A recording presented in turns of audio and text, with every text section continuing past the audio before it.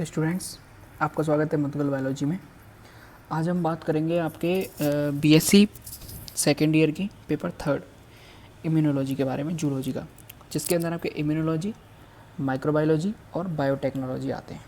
ठीक है, तो इसमें हम पहली यूनिट स्टार्ट करने वाले हैं इम्यूनोलॉजी। इम्यूनोलॉजी के अंदर हमें इम्यूनिटी के बारे में पढ़ना है, इम्यूनिटी के टाइप्स के बारे में पढ़ना है, और इसके अलावा हमें कुछ चीज़ें और हैं जैसे कि एंटीजन एंटीबॉडी रिएक्शन है, सेल ऑफ इम्यूनिटी है और मैकेनिज़्म है आपकी कुछ। ठीक है, तो चलिए वीडियो को शुरू करते हैं हम।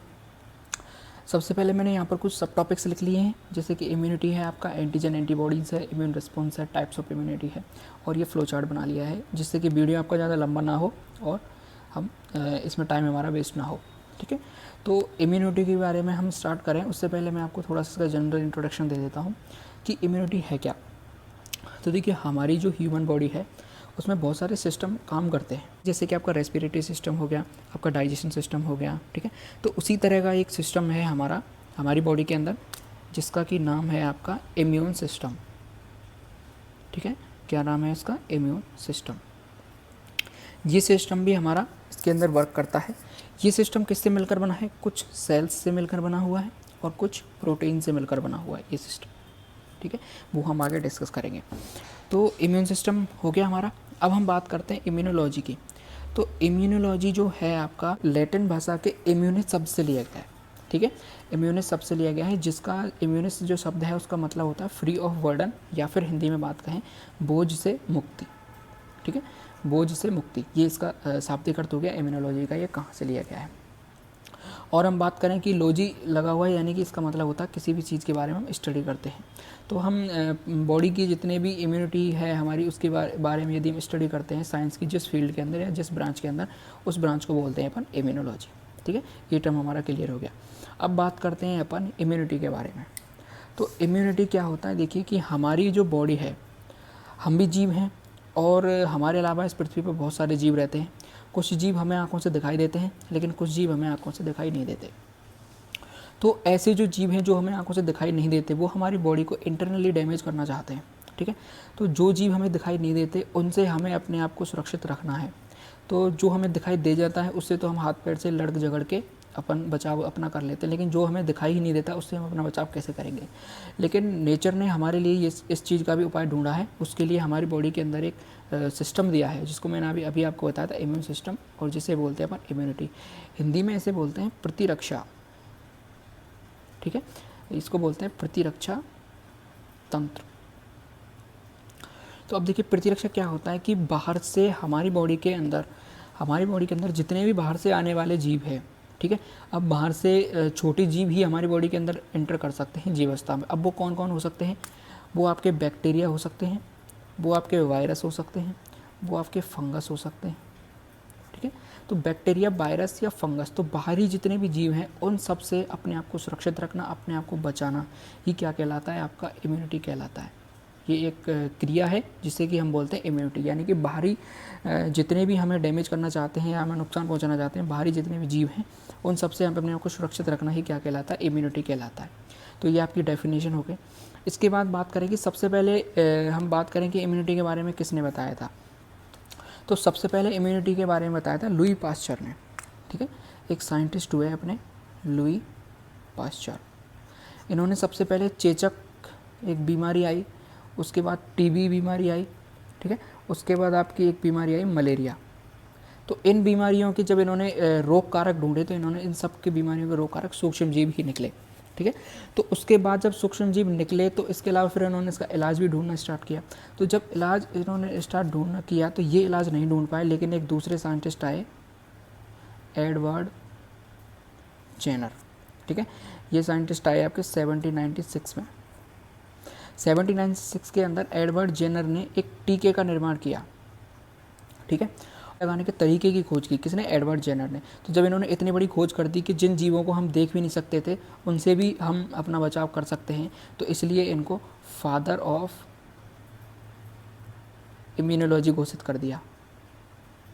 ठीक है, एक नंबर में एक क्वेश्चन आपसे पूछा जा सकता है कि फादर ऑफ इम्यूनोलॉजी कौन है? तो Edward Jenner father of immunology हो गए। ठीक है, ये आपका इंट्रोडक्शन हो गया। इम्यूनोलॉजी मैंने आपको बता दिया। अब बात करते हैं कि जब हम आगे बढ़ेंगे इस चैप्टर के अंदर तो हमें दो टर्म सुनाई देंगे, एक सुनाई देगा हमें एंटीबॉडी, एक सुनाई देगा हमें एंटीजन। तो एंटीजन क्या है? जो भी हमारी बॉडी के बाहर की चीज़ें हैं, बाहरी जितने भी जीव हैं वो सारे एंटीजन कहलाते हैं।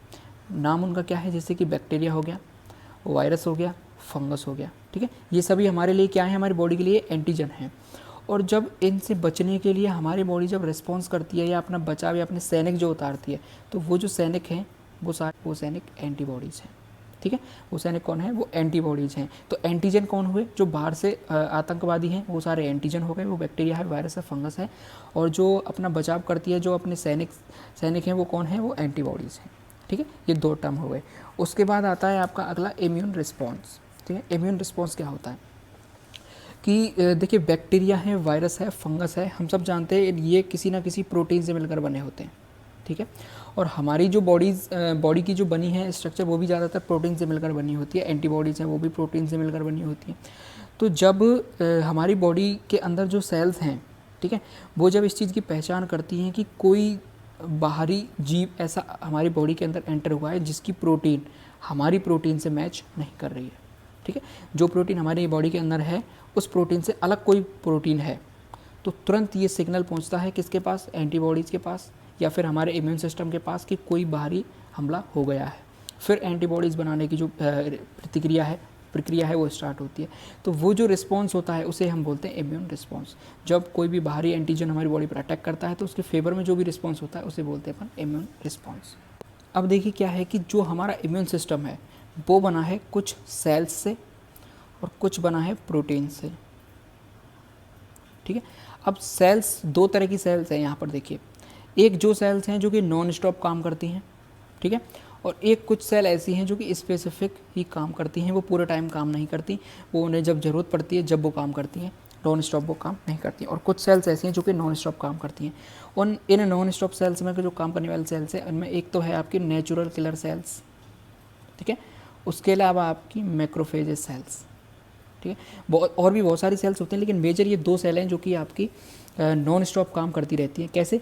जैसे कि हमारे बॉर्डर पर जो सेना है उसमें जो सैनिक होते हैं, ठीक है, वो जो सैनिक होते हैं, जवान होते हैं, वो 24 घंटे काम करते रहते हैं, ठीक है। तो वो तो हो गई आपकी नेचुरल किलर सेल्स, और ये हुई आपकी मैक्रोफेजेस सेल्स। इन दोनों सेल्स का जो काम है वो सेम है, काम इनका सेम है लेकिन थोड़ा सा डिफरेंस है। तो देखिए जो आपकी नेचुरल किलर सेल्स हैं वो क्या करती हैं, उनका सिर्फ एक ही काम है कि कोई भी एंटीजन यदि आएगा तो उसको मारना है, ठीक है।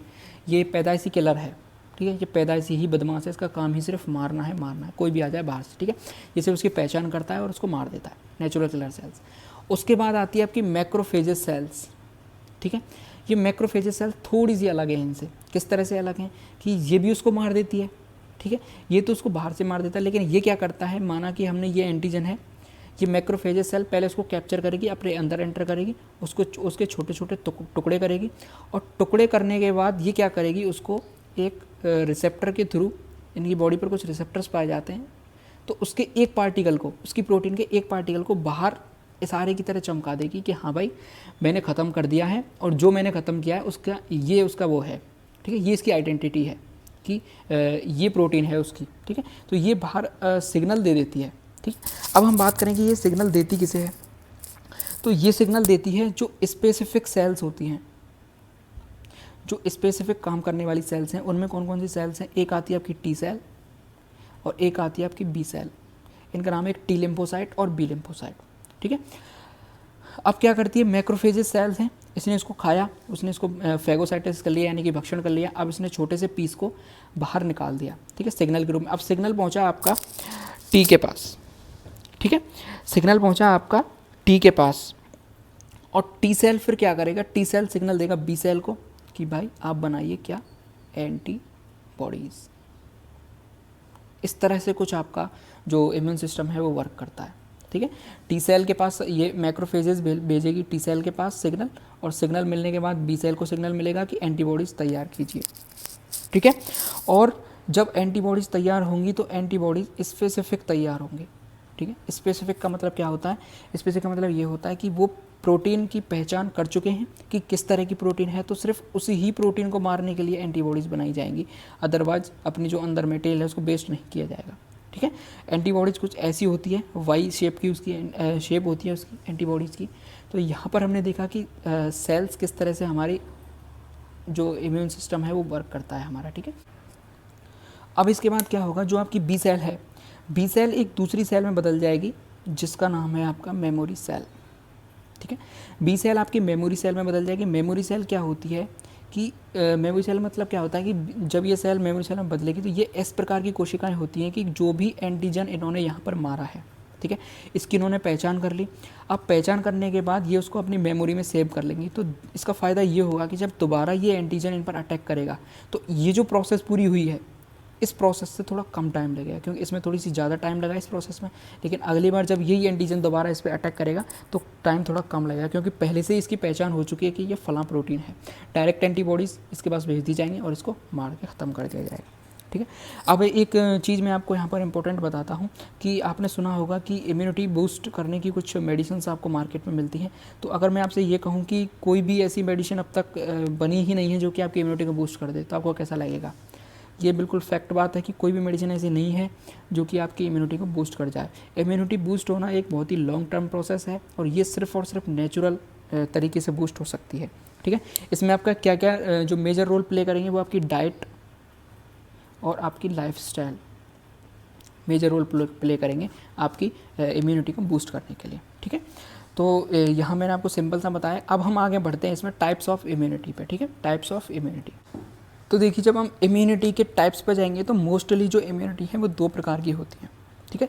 एक आपकी इम्यूनिटी होती है नॉन स्पेसिफिक इम्यूनिटी और दूसरी आपकी होती है स्पेसिफिक इम्यूनिटी, या फिर हम बोलें इसे एक्वायर्ड इम्यूनिटी या फिर एडेप्टेड इम्यूनिटी। और इसका एक और नाम है इन्नेट इम्यूनिटी, ठीक है। हिंदी में इनके नाम है, इसका नाम है उपार्जित और इसका है स्वभावज, कुछ ऐसा टिपिकल सा नाम है इसका, स्वभावज प्रतिरक्षा, ठीक है। और इसका नाम है उपार्जित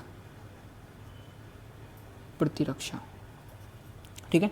तो नॉन स्पेसिफिक या फिर हम कहेंगे इसे इन्नेट और इसे कहेंगे स्पेसिफिक या फिर एक्वायर्ड। तो अब देखिए इनमें मेजर डिफरेंस क्या है।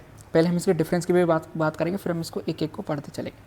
तो देखिए इन्नेट क्या होता है कि ये जो नाम से ही हमें पता लग रहा है स्वभावज, यानी कि ये इन बॉडी, ये पहले से ही बॉडी के अंदर प्रेजेंट होती हैं, पहली चीज़ तो, ठीक है।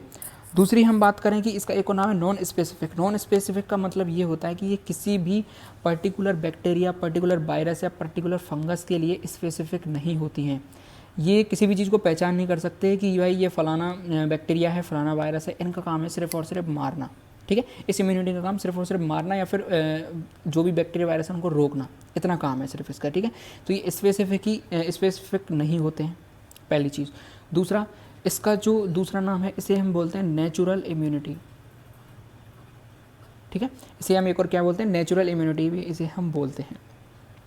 तीसरा इसका मोस्ट इम्पॉर्टेंट काम क्या है कि ये फास्ट इफेक्ट करता है, यानी कि जब रिस्पॉन्स टाइम मिल जाएगा उसके बाद ये इफेक्ट तो बहुत फास्ट करेगा लेकिन ज़्यादा लॉन्ग लास्टिंग नहीं होगा ये, ठीक है। इसका मतलब इफेक्ट तो बहुत जल्दी होगा लेकिन ये लॉन्ग लास्टिंग नहीं होगा। वहीं यदि हम एडेप्टेड या फिर एक्वायर्ड स्पेसिफिक की बात करें तो ये जो इम्यूनिटी है ये थोड़ा लेट रिस्पॉन्स करती है, पहली चीज़, ठीक है, थोड़ा लेट रिस्पॉन्स करेगी। उसके बाद इसका क्या है कि ये इन बॉडी है लेकिन ये हमें बाहर से लेनी पड़ती है, ठीक है। उसके बाद ये क्या करता है कि ये स्पेसिफिक नहीं होता, ये स्पेसिफिक होता है कि पहले ये एंटीजन की, प्रोटीन की पहचान करेगा, ठीक है। उसकी पहचान करने के बाद उसी हिसाब से ये एंटीबॉडीज़ को बनाएगा और फिर डायरेक्ट उसको मार देगा। तीसरी चीज़, ये लॉन्ग लास्टिंग होती है, क्योंकि जो चीज़ जितने बढ़िया तरीके से बनेगी, जितने ज़्यादा टाइम में बनेगी उतनी ही वो लॉन्ग लास्टिंग होगी। तो ये मेजर इन दोनों के बीच का डिफरेंस होता है, ठीक है। अब हम बात करेंगे, इसको एक एक करके आगे बढ़ेंगे। अब हम बात करें कि इसका जो काम है, इसका मेजरली काम क्या है। इसका काम ये है कि जो भी एंटीजन हमारी बॉडी के अंदर प्रवेश करने जा रहा है उसको बैरियर करना उसके आगे, ठीक है, उसको रोकना, ये इसका काम होता है मेजरली, ठीक है। और यदि ये रोक लेता है तो ठीक है, यदि वो एंटीजन नहीं रुकता है, थोड़ा अंदर आ जाता है तो उसको मार देना, सिर्फ इतना इसका काम होता है, ठीक है। हर हाल में उसे ख़त्म करना ही इसका काम होता है। अगर ये अपने इसकी क्षमता इतनी है कि ये ख़त्म कर सकती है तो ठीक है, नहीं होता है तो फिर स्पेसिफिक इम्यूनिटी के पास वो बात, मतलब हाई कमांड के पास वो बात भेजी जाती है। अगली हम बात करें कि ये इंडिविजुअल होता है, यानी कि पर्सन टू पर्सन ये चीज़ वेरी करती है। ये ज़रूरी नहीं है कि यदि मेरे पिताजी की इम्यूनिटी बहुत ज़्यादा है तो मेरी भी इम्यूनिटी बहुत ज़्यादा होगी, ठीक है। इसमें जेनेटिक्स का कोई इफेक्ट नहीं पड़ता है। दूसरी चीज़, ये स्पीसीज़ टू स्पीसीज़ भी वेरी करती है, ठीक है। इसमें स्पीसीज़ का भी कोई खास रोल नहीं होता है। अगली बात करें हम इसकी कि प्रेजेंटेड बाय बैरियर्स, इसका मतलब क्या है? इसका मतलब ये है कि इसमें बैरियर्स जो हैं उनके द्वारा ये बताई जाती है या फिर बैरियर्स के द्वारा ये दी हुई है। अब बैरियर्स क्या होते हैं? देखिए, बैरियर्स का काम क्या होता है? बैरियर्स का काम सिंपल सा ये होता है कि कोई भी चीज़ आ रही है उसको रोकना, ठीक है। तो वही काम ये करते हैं। अब बैरियर्स देखिए, कुछ यहाँ पर दिए गए, कुछ फिजिकल बैरियर्स होंगे, कुछ केमिकल बैरियर्स होंगे, कुछ जनरल या फिर कुछ आपके बायोलॉजिकल बैरियर्स होंगे, कुछ एनाटॉमिकल बैरियर्स होंगे। तो मैं आपको बताता चलूँगा, यहाँ पर मैं लिख देता हूँ उन बैरियर्स के नाम। तो सबसे पहले हमारे जो बैरियर्स हैं, यानी हम हिंदी में बोलें तो हिंदी में बोलेंगे हम अवरोधक। तो सबसे पहले जो हमारे अवरोधक आएंगे वो आएंगे एनाटॉमिकल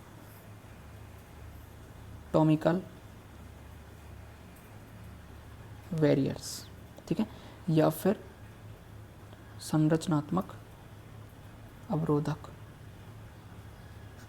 ठीक है। अब इसमें क्या क्या आता है? देखिए, संरचनात्मक वे अवरोधक या फिर इसके अंदर ऐसे अवरोधक आते हैं जो कि रोगाणुओं को या फिर रोगजनकों को या बाह्य कारकों को देह में प्रवेश करने से रोकते हैं, बॉडी के अंदर प्रवेश वो नहीं करने देते हैं। एग्जाम्पल यदि हम इसका लें तो एग्जाम्पल आएगा इसका त्वचा, यानी कि स्किन, ठीक है। सबसे बढ़िया बैरियर है हमारा, बॉडी के चारों तरफ हमारे स्किन पाई जाती है, ठीक है। दूसरा इसके अंदर आते हैं हमारे हेयर्स, यानी कि रोम, ठीक है। हमारी बॉडी के ऊपर ये हेयर्स पाए जाते हैं, इनका भी काम क्या होता है? बैरियर्स का ही ये काम करते हैं। उसके अलावा यदि हम बात करें आपकी म्यूकोसा, म्यूकस मेम्ब्रेन, ये भी आपकी एनाटॉमिकल बैरियर्स के अंदर आती है। और उसके बाद आते हैं आपके सीलिया। एक एक की हम बात करते चलेंगे। अब देखिए कैसे कि स्किन हमने समझ लिया, बॉडी के बाहर हमारा सबसे बढ़िया बैरियर है एनाटॉमिकल बैरियर। उसके बाद रोम हमने देख लिया। अब आता है म्यूकोसा मेम्ब्रेन्स। इसका मतलब क्या होता है कि देखिए, जहाँ पर हमारी बॉडी में हम कहें कि स्किन नहीं है, बाहर तो चारों तरफ हमारी बॉडी के अंदर स्किन है, लेकिन हमारी आइज़ की यदि हम नीचे बात करें, आइज़ को जब हम खोलेंगे नीचे वाली पलक को, तो वहाँ में रेड रेड जो एरिया दिखाई देता है, वहाँ पर स्किन नहीं होती है, तो वहाँ पर म्यूकोसा मेम्ब्रेन्स पाई जाती हैं, ठीक है। वहाँ पर ये म्यूकोसा मेम्ब्रेन्स पाई जाती है। उसके अलावा हम बात करें कि हमारी जो पाचन तंत्र है उसमें हमारी छोटी आंतें, बड़ी आंतें, वहाँ पर तो त्वचा नहीं पाई जाती, लेकिन वहाँ पर म्यूकोसा मेम्ब्रेन्स पाई जाती हैं जो कि बैरियर्स का काम करती हैं, ठीक है। और एक हम इसका एग्जाम्पल लें, नेज़ल हेयर या फिर नाक के बाल। हमने देखा होगा नाक के जो बाल होते हैं हमारे, वो क्या करते हैं, जो भी धूल मिट्टी के कण होते हैं उनको वहीं पर रोक लेते हैं। यदि धूल मिट्टी के कण यदि बालों में फंस जाते हैं तो ठीक है। उसके अलावा यदि वो अंदर जो हमारे रिसेप्टर्स हैं उन तक यदि वो कण पहुंच जाते हैं तो हमें छींक आती है, ठीक है। और छींक के द्वारा वो अंदर से प्रेशर बनाते हैं, फेफड़े वायु के थ्रू वायु का इतना प्रेशर बनाते हैं कि उसको बाहर फेंक दिया जाता है। अब वो आपके धूल के कण हो सकते हैं, वो बैक्टीरिया हो सकता है, वो आपका वायरस हो सकता है, वो कुछ भी हो सकता है। अब देखिए अगला क्या होगा आपका, दूसरे जो बैरियर्स आएंगे आपके, वो आएंगे आपके फिजियोलॉजिकल बैरियर्स। फिजियोलॉजिकल बैरियर्स क्या आएंगे? देखिए, एक आपने सुना होगा फीवर, ठीक है, या फिर हम इसे साइंस की टर्म में लिखें तो बॉडी टेम्परेचर। देखिए, कभी कभी क्या होता है कि हम बीमार पड़ते हैं, जुकाम होता है हमारा सिंपल सा, तो वो हमारा बुखार में चेंज हो जाता है। तो ये क्या है? हमारा फिजियोलॉजिकल बैरियर है, ठीक है। फीवर हमारी कोई, मैं आपको बता दूं, किसी भी तरह की बीमारी नहीं है ये फीवर। ये क्या है? एक हमारा फिजियोलॉजिकल बैरियर्स है कि जो भी बैक्टीरिया या वायरस, जुकाम हमारा वायरस की वजह से होता है, इन्फ्लुएंजा वायरस, तो जो इन्फ्लुएंजा वायरस हमारी बॉडी के अंदर एंटर कर चुका है, तो ये हमारी नॉन स्पेसिफिक प्रकार की जो इम्यूनिटी है, तो इसको ये नहीं पता कि वायरस किस तरह का है, लेकिन इसका काम क्या है कि ये उसे जल्दी से जल्दी ख़त्म करना चाहती है। तो ये क्या करती है? बॉडी के टेम्परेचर को इंक्रीज़ कर देती है, ठीक है। ये क्या समझती है कि हम बॉडी के टेम्परेचर को इंक्रीज़ कर देंगे तो बैक्टीरिया या वायरस है, जो भी बाहर से कोई भी चीज़ आ रही है, वो टेम्परेचर के प्रभाव से मर जाएगी, क्योंकि बहुत सारे बैक्टीरिया जो वायरस होते हैं वो हाई टेम्परेचर पर सस्टेन नहीं कर सकते, ठीक है। तो बॉडी टेम्परेचर फीवर के थ्रू ये कोशिश करती है उसे मारने की। उसके अलावा हम बात करें पीएच की, तो हमारे जो स्टमक है उसमें HCl पाया जाता है। उसका काम क्या है कि जो भी फूड के साथ बैक्टीरिया या वायरस आ गया है उसको ख़त्म करना। उसके अलावा हम बात करें ऑयल, हमारी जो बॉडी पर से ऑयल निकलता रहता है, हमेशा फेस पे से निकलता है जो ऑयल, तेलीय ग्रंथियाँ जो होती हैं उनमें से निकलता है। उसके अलावा हमारा पसीना, बॉडी का स्वेट ग्लैंड्स जो हमारी होती हैं वो भी एक तरह का आपका फिजियोलॉजिकल बैरियर्स है। उसके अलावा आपका एक इम्पॉर्टेंट जो मैं बता दूं, ये होता है आपका सेरुमेन, हिंदी में भी इसका यही नाम है सेरुमेन। ये क्या होता है, देखिए हमारे कान के अंदर मोम पाया जाता है, एक मोम जैसी कुछ ऐसा पदार्थ पाया जाता है, उसका नाम है सेरुमेन। ये क्या करता है, इसका भी काम है कि यदि ये मोम है ये स्रावित होगा ग्रंथियों के द्वारा, कर्ण ग्रंथियों के द्वारा ये स्रावित होगा, और उसके बाद जितने भी कीट है, यदि कोई गलती से कोई कीट हमारे कान के अंदर घुस गया या फिर धूल मिट्टी के जो भी कण हैं, तो उनको ये अपने अंदर बांध लेगा, और बांधने के बाद उसको मोम को हम बाहर निकाल के साफ़ कर देते हैं। तो ये कुछ फिजियोलॉजिकल बैरियर्स हो जाते हैं आपके। इसके अलावा एक और है आपका एंजाइम पाया जाता है हमारा, जैसे कि लाइसोजाइम एंजाइम है, जो कि हमारे पसीने में, ठीक है, सलाइवा में, हमारी लार में, उसके अलावा हमारे आंसुओं में, ठीक है, भी ये जो लाइसोजाइम एंजाइम है ये पाया जाता है, ठीक है। इसके अलावा आपका हमारा जो बाइल जूस है वो भी किसका काम करता है, वो फिजियोलॉजिकल बैरियर्स का ही काम करता है। तो ये कुछ बैरियर्स मैंने आपको बता दिए। अब हम देखते हैं कि इसमें हमने जो नॉन स्पेसिफिक या फिर इनेट जो इम्यूनिटी है उसको कंप्लीट कर लिया है। अब हम इधर आते हैं स्पेसिफिक या फिर एक्वायर्ड इम्यूनिटी की तरफ। तो स्पेसिफिक में मैंने आपको बताया कि ये थोड़ा लेट रिस्पॉन्स करता है, एंटीजन जब तक अंदर आता है उसके बाद ये रिस्पॉन्स करता है, उसके प्रोटीन के हिसाब से ही ये प्रोटीन बनाता है, और ये लॉन्ग लास्टिंग तक चलने वाली जो हम कह सकते हैं प्रतिक्रिया है या फिर इम्यूनिटी है, ठीक है। अब देखिए ये जो इम्यूनिटी है दो प्रकार की होती है, एक आपकी नेचुरल होती है, एक आपकी आर्टिफिशियल होती है, ठीक है। नेचुरल भी आपकी एक्टिव या फिर इनएक्टिव, और आपकी आर्टिफिशियल भी एक्टिव या फिर इनएक्टिव, दो प्रकार की होती है। तो सबसे पहले हम समझते हैं आपकी एक्टिव एक्वायर्ड इम्यूनिटी को, ठीक है, एक्टिव की नेचुरल को समझते हैं हम, ठीक है। तो देखिए क्या होता है कि हम बात करते हैं कि इसमें जो आपका सबसे बेहतर जो एग्जाम्पल आता है आपका, वो आता है आपका टीका। एक्टिव की यदि हम बात कर रहे हैं, ठीक है, एक्टिव की यदि हम बात करें तो इसमें वो सबसे बढ़िया एग्जाम्पल आता है टीके का। तो इसके अंदर क्या होता है, ये उत्पन्न होती है संक्रमण के बाद, ठीक है। किसी भी बैक्टीरिया वायरस का जब हमें संक्रमण हो गया है उसके बाद ये जो इम्यूनिटी है ये एक्टिव होती है, एक्टिवेटेड होती है। इसके अलावा हम टीके की बात करें, टीके को जब दिया जाता है तो उसके बाद ये जो इम्यूनिटी है वो हमारी एक्टिव होती है, ठीक है। अब हम यदि बात करें कि कैसे ये एक्टिव होती है, तो देखिए तो इसमें क्या होता है कि जब आपने मान के चलिए कोई भी संक्रमण हमारी बॉडी को, एक बार हमारी बॉडी जो है वो इन्फेक्टेड हो जाती है किसी भी बैक्टीरिया वायरस से, तो इसके अंतर्गत क्या होगा, हमारी एंटीबॉडीज़ बनने लगेंगे, ठीक है। एंटीबॉडीज़ बनने की प्रोसेस क्या रहेगी, ये प्रोसेस रहेगी हमारी, ठीक है। और जब एक बार एंटीबॉडीज़ बनने लग जाएंगी हमारी, तो फिर उस जो बैक्टीरिया है या वायरस है जो हम जिससे हम इन्फेक्टेड हुए हैं उससे हम जल्दी जल्दी रिकवर होने लगेंगे, ठीक है। और इसकी एक और बात क्या है, इसकी एक और बात ये है कि यदि ये जो इम्यूनिटी है वो एक बार डेवलप हो जाती है हमारे, तो ये लॉन्ग लास्टिंग बनी रहती है, वो मैंने आपको ऊपर भी बताया था, ठीक है। इसके अलावा हम बात करें कि इसको एक एग्जाम्पल के थ्रू समझते हैं हम। देखिए एग्जाम्पल क्या है कि एक चेचक यानी कि चिकन पॉक्स है, ठीक है, उसके जब हम रोगाणु के या पैथोजेंस के संपर्क में आते हैं, ठीक है, तो उसका हमें टीका लगाया जाता है, ठीक है। टीका क्या करता है कि उसमें भी दूसरे स्ट्रेन भरे होते हैं टीके के अंदर, किसके, चेचक के रोगाणु के, ठीक है, पैथोजेंस के। जब टीका हमारी बॉडी के अंदर इंजेक्ट कराया जाता है तो उसके बाद एंटीबॉडीज़ बनना स्टार्ट हो जाती हैं, और जब एक बार एंटीबॉडीज़ हमारी बनना स्टार्ट हो जाती है, फिर यदि चेचक का रोगाणु हमारी बॉडी के अंदर जाएगा तो हमें चेचक रोग नहीं होगा। तो ये नेचुरल एक्टिव के रूप में हमने देखा। उसके बाद यदि हम दूसरी तरफ बात करें कि जो नेचुरल आपकी इनएक्टिव है या फिर पैसिव है, तो उसमें कौन सी चीज़ आती है आपकी कि देखिए कुछ एंटीबॉडीज़ ऐसी होती हैं जो कि मदर से बच्चे में जाती हैं, ठीक है। इनका काम क्या है, देखिए इनएक्टिव है यानी कि ये इनएक्टिव फॉर्म में रहती हैं। ये कब डेवलप होती हैं, ये तब डेवलप होती हैं जबकि जो आपका बेबी है वो माँ के पेट में रहता है, ठीक है। तब तक वो माँ के गर्भाशय में है जब तक ये एंटीबॉडीज़ उसकी बॉडी में बनती हैं, या फिर हम कहें कि जब तक उसका भ्रूणीय विकास कंप्लीट नहीं हो जाता या उसका खुद का जो इम्यून सिस्टम है वो विकसित नहीं हो जाएगा, जब तक ये जो इनएक्टिव जो नेचुरल आपकी इनएक्टिव स्पेसिफिक जो इम्यूनिटी है वो उसके अंदर डेवलप होती रहेगी, ठीक है। उसके अलावा हम बात करें कि बेबी यदि वो जन्म भी ले गया है, ठीक है, उसके बाद वो जब माता के दूध से पोषण लेता है, ठीक है,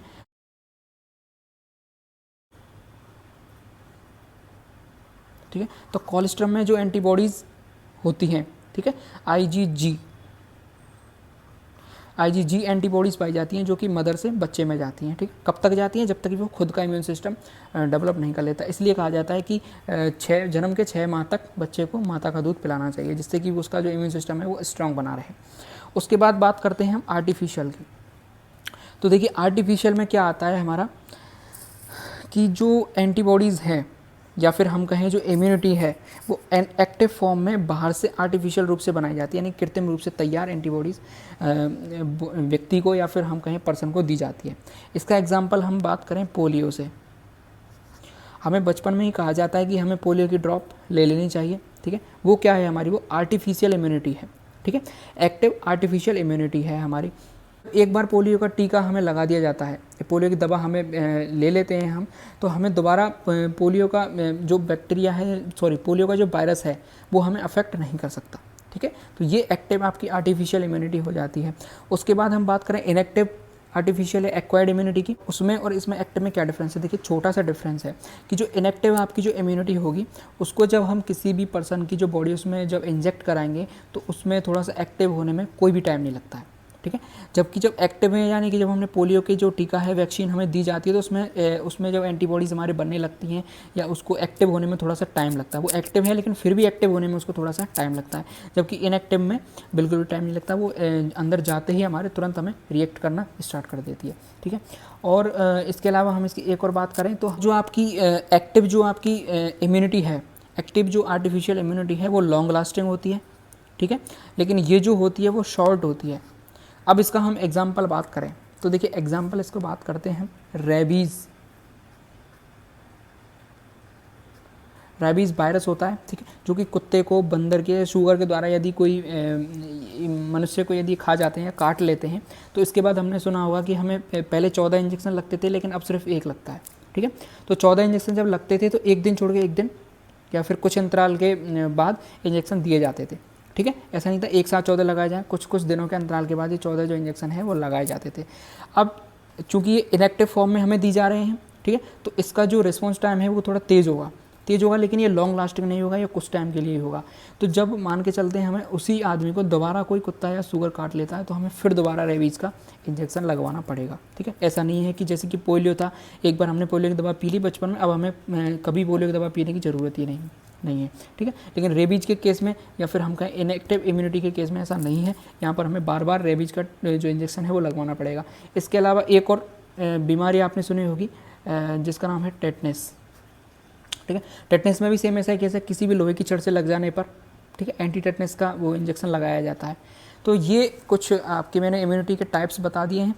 तक आप मेरी वीडियोज़ को पसंद करते हैं तो लाइक करें, चैनल को जरूर सब्सक्राइब करें। Thanks for watching my videos.